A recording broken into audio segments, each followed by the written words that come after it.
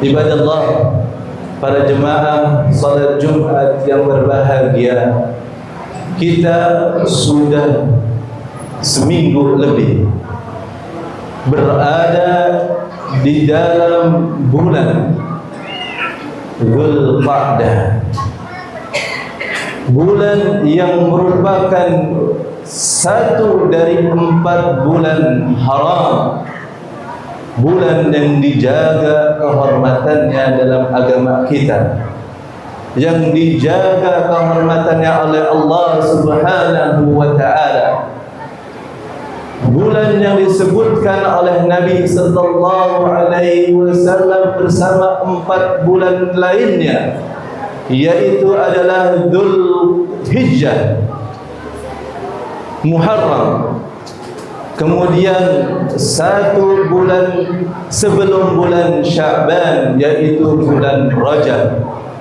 Allah sebutkan dalam Al-Quran bahwasanya kita harus benar-benar memperhatikan ketaatan kita kepada Allah Subhanahu wa ta'ala di dalam bulan-bulan ini,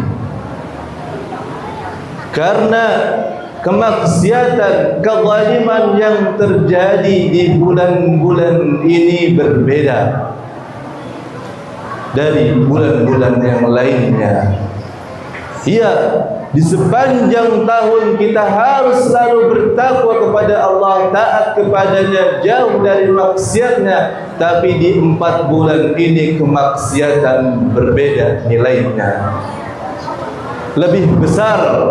Kata Allah Subhanahu wa ta'ala, inna iddatash syuhuri indallahi 12 syahra fi kitabillah yawma khalaqas samawati wal ard minha 4 hurum dzalika ad-dinul qayyim fala tadhlimu fihinna anfusakum.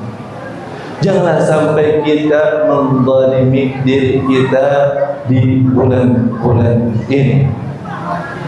Mari kita bertakwa kepada Allah di sepanjang hidup kita, dimanapun, kapanpun kita berada. Ketika kita masih anak-anak, remaja, dewasa, atau kita sudah tua, hendaknya kita selalu bertakwa sehingga kita tidak dipanggil oleh Allah kecuali dalam kondisi beragama Islam. Kapanpun, dimanapun, di rumah, di masjid, di kantor, di toko, di pasar, dimanapun kita berada, agar kita senantiasa bertakwa kepada Allah Subhanahu wa ta'ala. Kata Nabi sallallahu alaihi wasallam, ittaqillah, bertakwalah kepada Allah haitsuma kunta, dimanapun kalian berada, kapanpun kalian berada. Wa atbi'is sayyi'atal hasanata tamhuha, sekalipun kita berbuat maksiat, terpeleset, salah, berbuat dosa, langsung kita bertaubat kepada Allah Subhanahu wa ta'ala. Yang demikian itu akan menghapus dosa kita itu. Amal baik, amal saleh yang kita lakukan setelah kita bertaubat dari maksiat itu bahkan akan menjadikan maksiat tadi bernilai pahala. Ulaika alladzina yubaddilullah sayyi'atihim hasanat.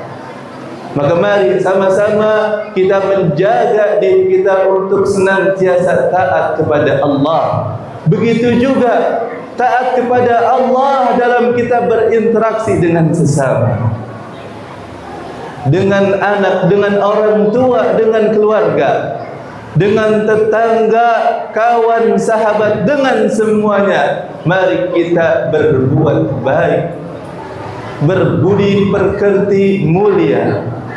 Wa khaliqin nas bihuluqin hasan.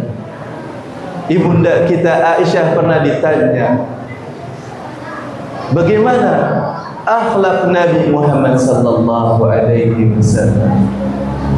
Maka Aisyah, ibunda kita Sayyidah Aisyah mengatakan, kana khuluquhul Quran.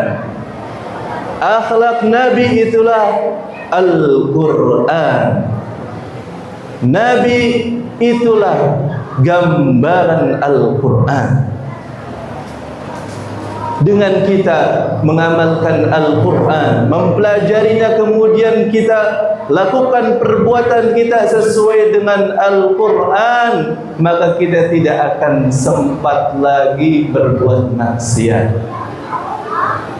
Kata Aisyah, coba baca dalam surat Al-Mu'minun, di mana di dalamnya dijelaskan bahwasanya orang-orang yang beriman itu akan beruntung, merekalah yang khusyuk dalam salatnya, raganya khusyuk, hatinya khusyuk. Mereka itulah yang tidak sempat lagi untuk mendengarkan kalimat-kalimat, ucapan-ucapan yang batil.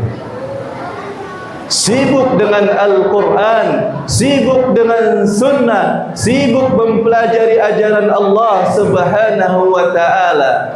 Mereka itu disebutkan dalam surat Al-Mu'minun adalah orang yang senantiasa berusaha hartanya bersih.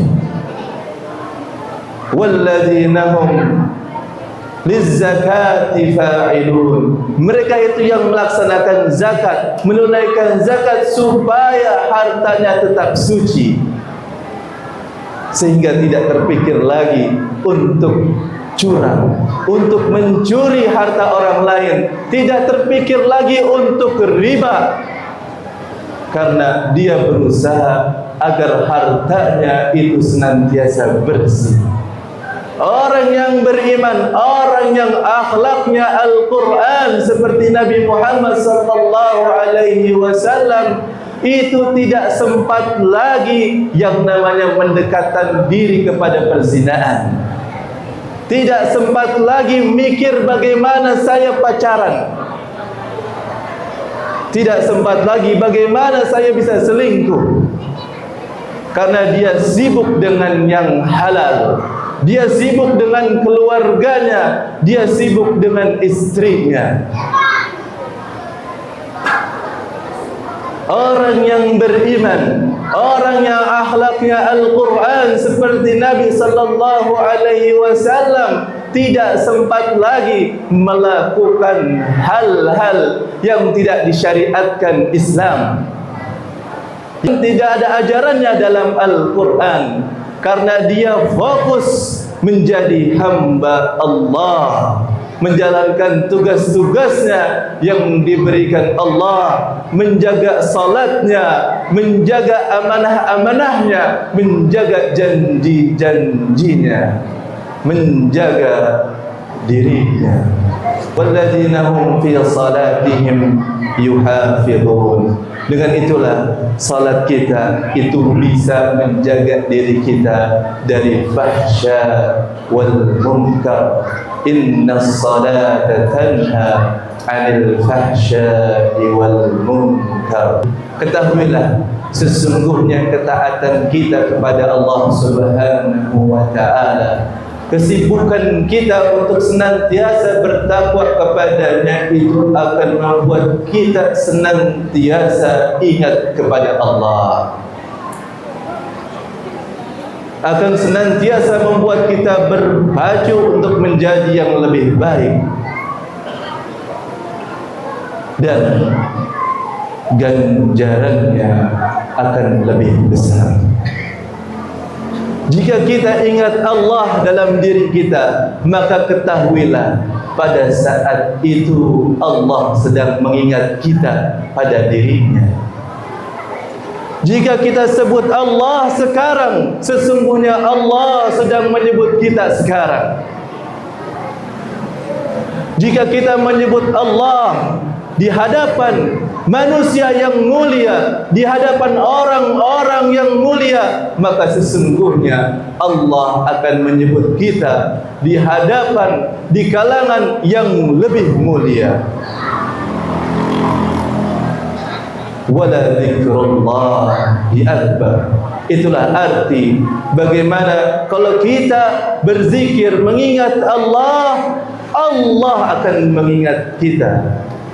Kata Nabi sallallahu alaihi wasallam, sabaqal mufarridun, telah mendahului kita orang-orang yang senantiasa berzikir, banyak mengingat Allah.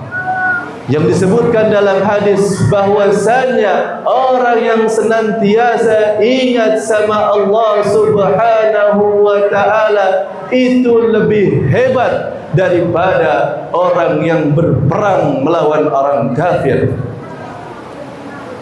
Pergi dengan harta, dengan nyawanya, kemudian meninggal mati syahid.